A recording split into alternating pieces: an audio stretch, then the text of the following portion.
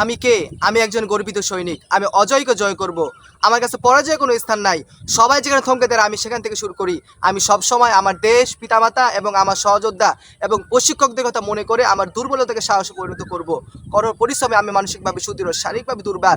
আমি কে? আমি একজন গর্বিত সৈনিক। কেউ আমার অস্তিত্বকে খাড়া করে দেখতে পারবে না। কেউ আমার সক্ষমতাকে কোনো সীমা দিয়ে আবদ্ধ করতে পারবে না। আমার দৃঢ় আত্মবিশ্বাসী আমাকে এগিয়ে নিয়ে যাবে অসম্ভবকে সম্ভব করার পথে। পরাজয় বা পিছু হটা এইসব শব্দ আমার অভিধানে নেই। ব্যর্থতা, ভুল করার সংজ্ঞা আমি জানি না। আমি কে? আমি একজন গর্বিত সৈনিক।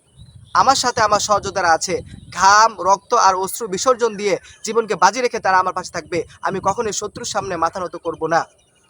আমি যুদ্ধক্ষেত্রে হাসিমুখে ঝাঁপিয়ে পড়ব। যুদ্ধক্ষেত্রে আমার উপস্থিতি হবে আক্রমণাত্মক এবং হিংস্র। শত্রু আমাকে দমিয়ে রাখতে পারবে না। আমি কে? আমি একজন গর্বিত সৈনিক।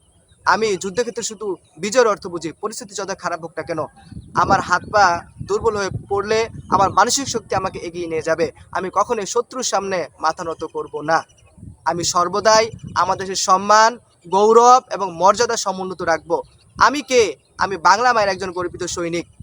দেশ আমাকে স্মরণ করবে, ইতিহাস আমাকে স্মরণ করবে। আমি কে? আমি একজন গর্বিত সৈনিক। আমি কে? আমি একজন গর্বিত সৈনিক।